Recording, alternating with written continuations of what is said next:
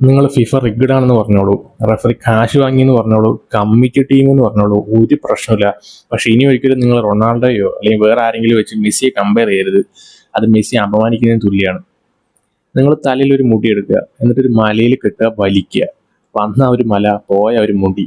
ഈ ഒരു ലാഘവത്തോടു കൂടിയാണ് അർജന്റീന കളിച്ചത്.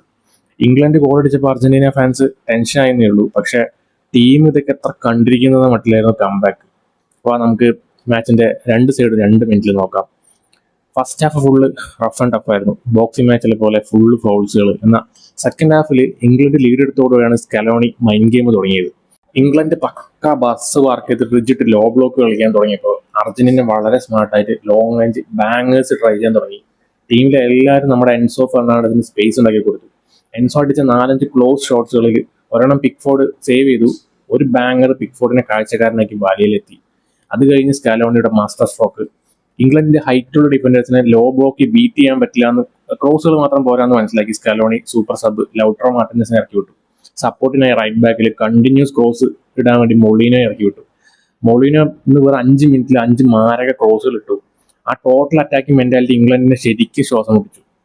ഇനി ഇംഗ്ലണ്ടിന്റെ സൈഡിലേക്ക് നോക്കിയാൽ ഫസ്റ്റ് ഹാഫ് അവരായിരുന്നു ബെറ്റർ ഫുട്ബോൾ കളിച്ചത്. ഒരുപാട് ചാൻസുകൾ ക്രിയേറ്റ് ചെയ്തു. സെക്കൻഡ് ഹാഫിൽ സ്റ്റാർട്ടിങ്ങിൽ മോർഗൻ റോജേഴ്സിന്റെ ഒരു ബ്യൂട്ടിഫുൾ ക്രോസിൽ ആന്റണി ഗോർഡൻ ഒരു കിഡിലൻ ഗോള് ഇംഗ്ലണ്ടിന് ലീഡ് നേടിക്കൊടുത്തു. പക്ഷെ അവിടെയാണ് ട്യൂഷലിന് പണി പാളിയത്. ഈ യൂറോപ്പിലെ മേജർ ലീഗുകളിലൊക്കെ ലീഡ് എടുത്തു കഴിഞ്ഞാൽ സാധാരണ കാണാറുള്ള അതേ ലോ ബ്ലോക്ക് ടാക്ടിക്സ് ട്യൂഷൽ ഇവിടെ ഇറക്കി. ഗോൾ അടിച്ച ഗോർഡനെ മാറ്റി എക്സ്ട്രാ ഡിഫൻഡർ കോൻസെ ഇറക്കി. ഇംഗ്ലണ്ട് കംപ്ലീറ്റ് ഡിഫൻസീവായി. കൗണ്ടർ അറ്റാക്ക് പോലും ഇല്ലാതെ ഇംഗ്ലണ്ട് സ്വന്തം ബോക്സിലേക്ക് ചുരുങ്ങി. അർജന്റീനയ്ക്ക് കാര്യങ്ങൾ എളുപ്പമായി. ഡിഫൻസിലേക്ക് പോകാതെ തിരിച്ച് പ്രഷർ കൂട്ടിയിരുന്നെങ്കിൽ ഒരുപക്ഷെ ഇംഗ്ലണ്ട് ഇന്ന് ജയിച്ചേനെ. എന്തായാലും അർജന്റീനയുടെ മെന്റാലിറ്റി ടോപ്പ് ക്ലാസ് തന്നെയാണ്. ഒരു സമയത്ത് ഇംഗ്ലണ്ടിന്റെ 11 പേരും അർജന്റീനയുടെ 10 പേരും ഇംഗ്ലണ്ടിന്റെ ഡിഫൻസീവ് ബോക്സിനുള്ളിലായിരുന്നു. അത്രത്തോളം ഭീകരമായ പ്രഷറായിരുന്നു അർജന്റീന ക്രിയേറ്റ് ചെയ്തത്. 85-ാം മിനിറ്റിൽ എൻസോയുടെ ഒരു വെടിയുണ്ട ലോങ് റേഞ്ചർ സമനില പിടിച്ചു. പിന്നെ അതാ വരുന്നു 92-ാം മിനിറ്റിലെ ആ വിന്നിംഗ് ഗോള്. മെസ്സിയുടെ പീക്ക് പെർഫോമൻസ് കണ്ടത് ലാസ്റ്റ് 15 മിനിറ്റിലാണ്. ആ 15 മിനിറ്റിൽ നിന്ന് മെസ്സി 2 മാരക അസിസ്റ്റുകളും കൊടുത്തു.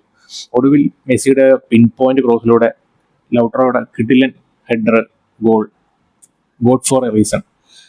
അങ്ങനെ മെന്റാലിറ്റി മോൺസ്റ്റേഴ്സ് ആയ അർജന്റീന ഫൈനലിലേക്ക് മാർച്ച് ചെയ്തിരിക്കുകയാണ്. പ്രിഡിക്ഷൻ ഒന്നും ഞാൻ പറയുന്നില്ല, കാരണം ഫൈനൽ ഫുൾ അൺപ്രഡിക്റ്റബിൾ ആയിരിക്കും. സോ നമുക്കൊരു നല്ല മാച്ച് എക്സ്പെക്ട് ചെയ്യാം.